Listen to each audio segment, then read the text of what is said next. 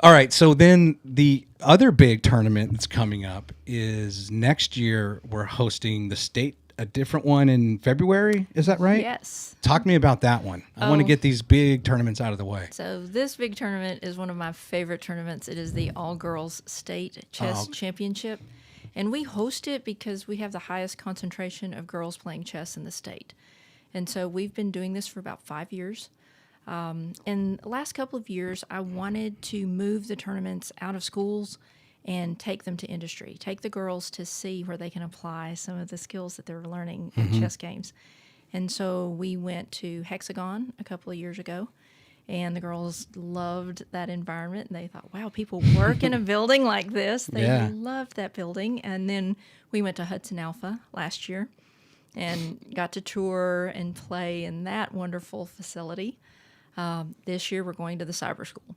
Cool. And so that's another level of exposure. There are girls from all over the state who will come to compete, and they'll get to see what our cyber school looks like. Some of them may indeed want to apply. And so I called up Matt Massey, and I said, Matt, you need more girls in your school. And I think I got an idea of how you can get more girls. Let's host the all-girls state chess championship. And he was all about it. And what's the age? So it's K-12. K-12, okay. And only 100 competitors at a time?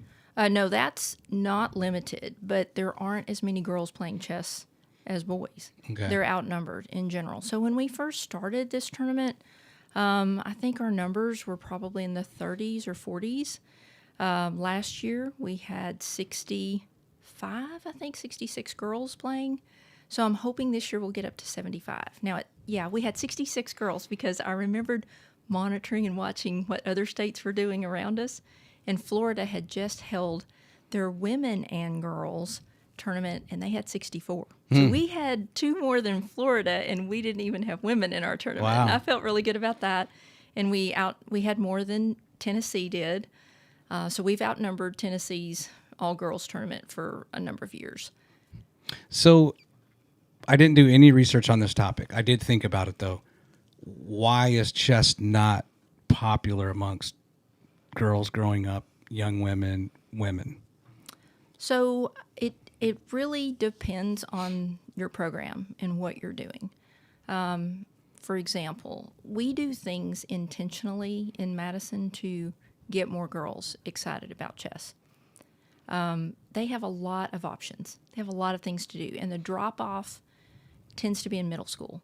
You can keep it pretty even in elementary, but by middle and high school, they tend to drop off. Now, I've had teams in middle school that were half girls. So we're a little different up here. And one of the things I did was I asked girls, why do you like chess, who did come to tournaments? And you ask boys, and you get 2 different answers. So for boys, they would tell me, I want to win the trophy. And when I asked girls, they said, I want to hang out with my friends.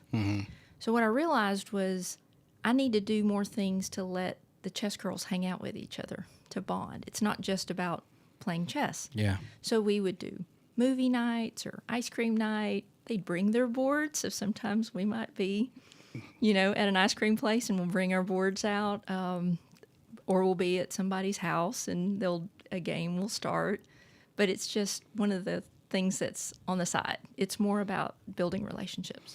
So is this like a just kind of similar to like STEM? We don't have enough girls in STEM type thing, right? They're trying to promote what is it about chess that as a child, boys gravitated to it more than girls? Well, I think some of it is encouragement. So there's so many things that girls can do, and the things that compete with our chess tournaments are girls can do athletics, dance, cheer. There's so many things that they can do. Now, the other thing that can be self-defeating is if you walk into a chess club and you're the only girl there, you might not want to come back. So if you're setting up an environment where the boys really outnumber the girls, then you're kind of setting yourself up for failure. And so one of the things that Rainbow Elementary has done, they started a kindergarten club just for kindergartners.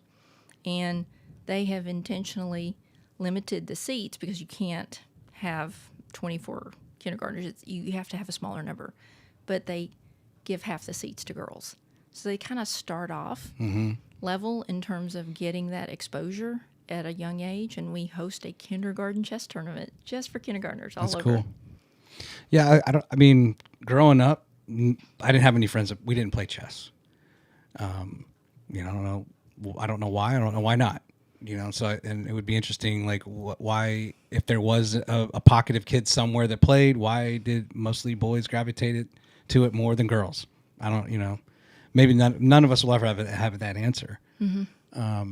But do they? You don't see any difference, do you? In the ability or competitiveness? I'm assuming those girls are going to get pretty competitive. Oh, yes. We've had girls win their sections, even though they're outnumbered.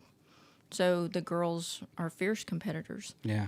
No, there's no gender distinction in chess. I've seen no evidence of that. There are a lot of reasons why you have so many more men playing chess than women, but not because of their gender. Sure. I have one daughter, 3 boys, and my daughter she is competitive. You know, so it doesn't matter what it is. If we go bowling and she's not doing well, it's you can just see, like, I do not want to lose to my brothers.